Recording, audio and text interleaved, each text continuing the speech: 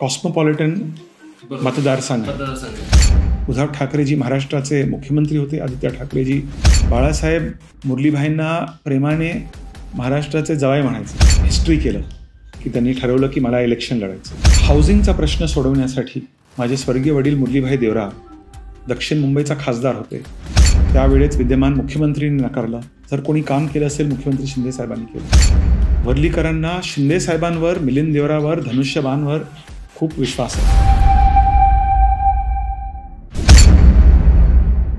नमस्कार, आपल्या सगळ्यांचं स्वागत आहे व्हॉइस ऑफ शिवसेना. आवाज कोणाचा? शिवसेनेचाच. सध्या सगळीकडे निवडणुकीचं धामधूम आणि वातावरण सुरू आहे. मुंबईमधलं एक सगळ्यात महत्त्वाचं बेट वरळी आणि वरळीमधली सीट याच्यावरती चर्चा करण्यासाठी आज आपल्यासोबत आहेत माननीय श्री मिलिंदजी देवरा. बरीच चर्चा आहे, तर काय म्हणते वरळी, काय म्हणते? सर्वप्रथम मी मुंबईतून आणि खास करून दक्षिण मुंबईतून अनेक वेळा खासदार निवडून आलो आहे, लोकसभेचा खासदार. आणि म्हणून दक्षिण मुंबई आणि वरली मध्ये लोकांची वेदना काय आहे हे मला चांगलं माहीत आहे.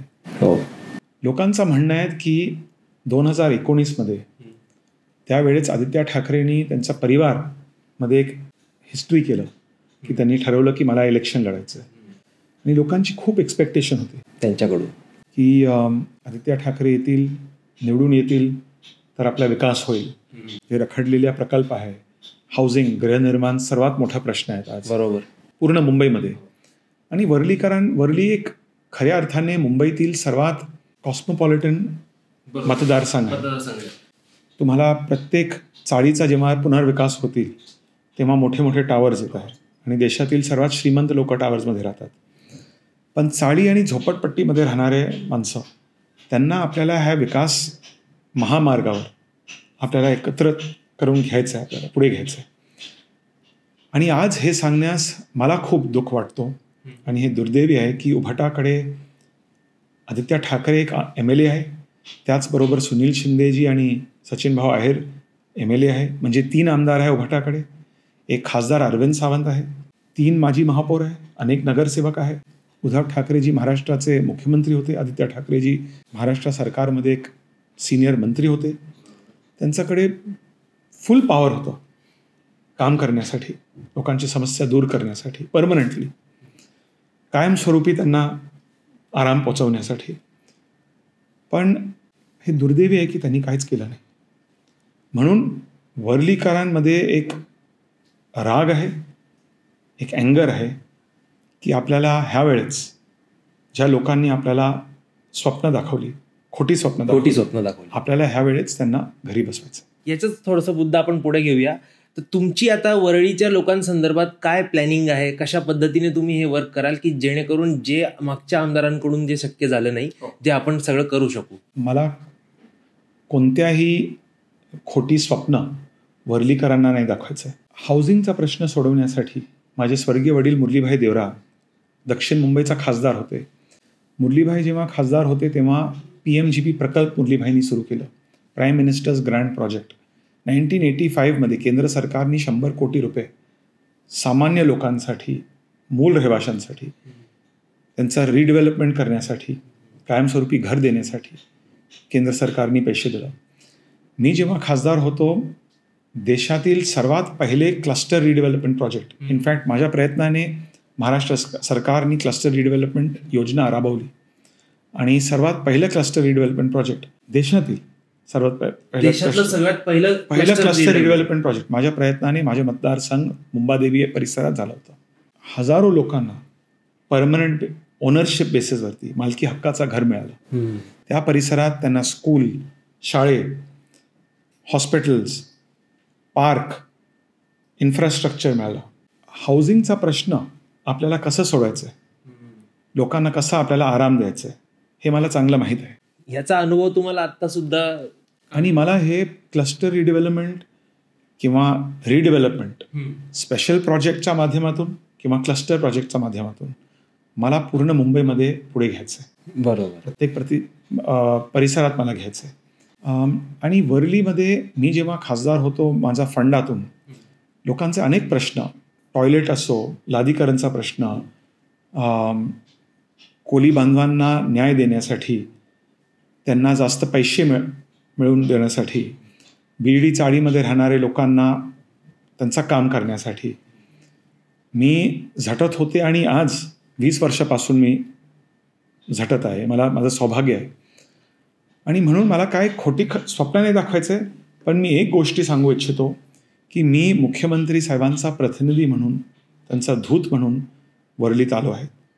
माझा एक उद्दिष्ट आहे की मला लोकांची समस्या जाणून घ्यायचं आहे आणि त्यानंतर थेट त्यांच्या समस्या मुख्यमंत्रीपर्यंत पोहोचवायचं आहे. आता मी साहेबांचं नाव घेतलंच आहे, तर मुख्यमंत्री एकनाथ शिंदे साहेब जे आहेत, तर त्यांचं जे काम त्यांनी 2.5 वर्षात करून दाखवलं आहे, या कामाबद्दल तुम्ही काय सांगाल? त्या ज्या पेसने काम झाले, ज्या गतीने काम झाले. सर्वप्रथम मुख्यमंत्री शिंदे साहेब एक जमिनीवरचे कार्यकर्ता म्हणून काम करत आहे.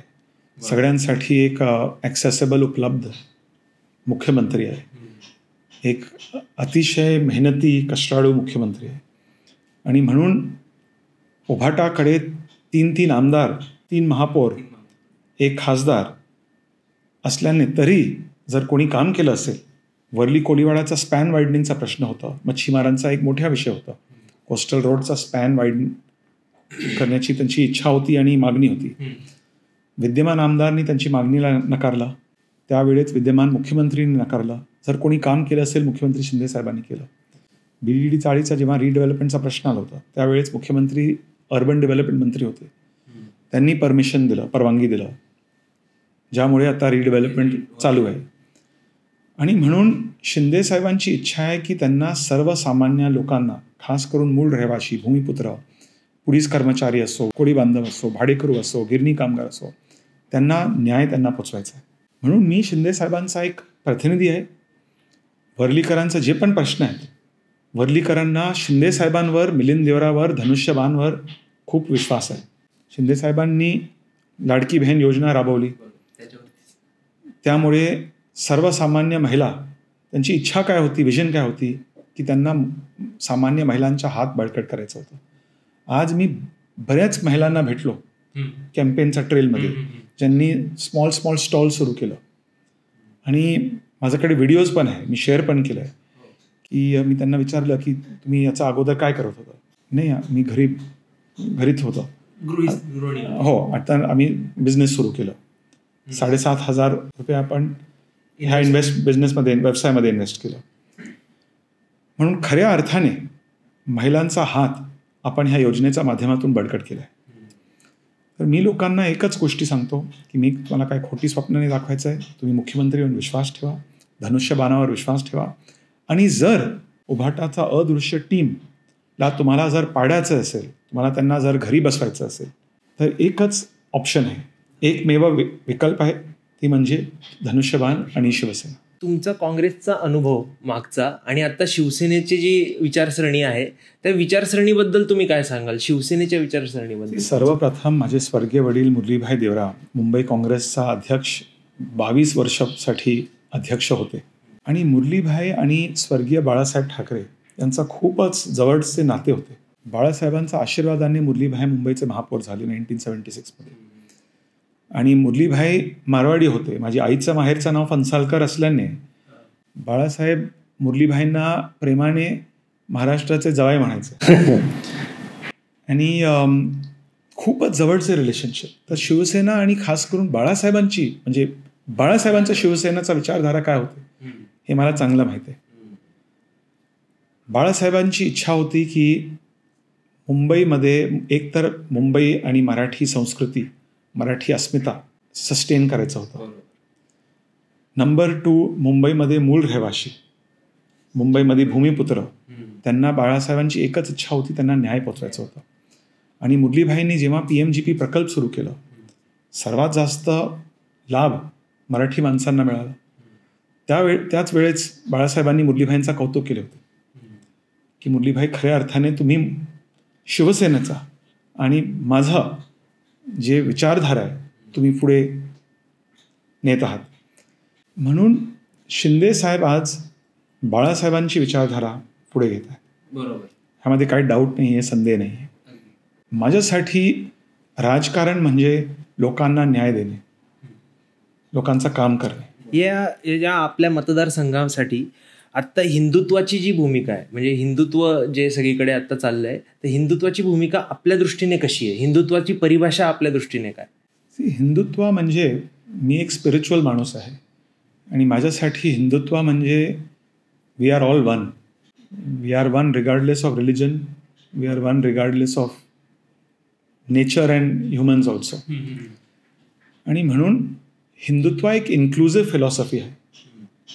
हिंदुत्व म्हणजे आपल्याला सर्वांना एकत्र घेऊन काम करायचं. आणि जेव्हा तुम्ही सगळ्यांना एकत्र घेऊन काम करतात तेव्हा तुम्हाला यश नक्की मिळेल. मला आता एक शेवटचा एक प्रश्न विचारायचा की येत्या विधानसभेमध्ये जास्तीत जास्त लोकांनी मतदान करावं 20 तारखेला जास्तीत, कारण आता सध्या असं आहे की तो सुट्टीचा दिवस म्हणून साजरा केला जातो मोस्टली जे मिडल क्लास लोक असतात त्यांच्याकडून. तर तो एक जास्तीत जास्त लोकांनी मतदान करावं याच्याकरता तुम्ही काय आवाहन कराल लोकांना? नाही, मी सर्व मतदारांना, खास करून तरुण आणि फर्स्ट टाईम मतदारांना आपल्या माध्यमातून कळकळीची विनंती करेन की वोटिंग आपल्या अधिकार आहे आणि आपल्या कर्तव्य पण आहे, आपल्या राईट आहे, पण त्याचबरोबर आपल्या ड्युटी पण आहे. आणि म्हणून वोट करणे हे अतिशय गरजेचं आहे. तुम्हाला एक्सला वोट द्यायचं आहे किंवा वायला वोट द्यायचं आहे, ज्या कॅन्डिडेट आणि पार्टीला तुमच्या भविष्य आणखी मजबूत करायचं आहे, आणखी बळकट करायचं आहे, त्यांना कृपया वोट द्या. Thank you so much मिलिंदजी. तुम्ही एवढा बहुमूल्य वेळ आपल्या एवढ्या सगळ्या गडबडीतनं आम्हाला दिला आणि लोकांशी संवाद साधला त्याबद्दल थँक्यू. आणि आपण बघूया आता विधानसभेच्या निवडणुकीमध्ये काय होतंय आणि नक्कीच निर्णय हा पॉझिटिव्हच असेल.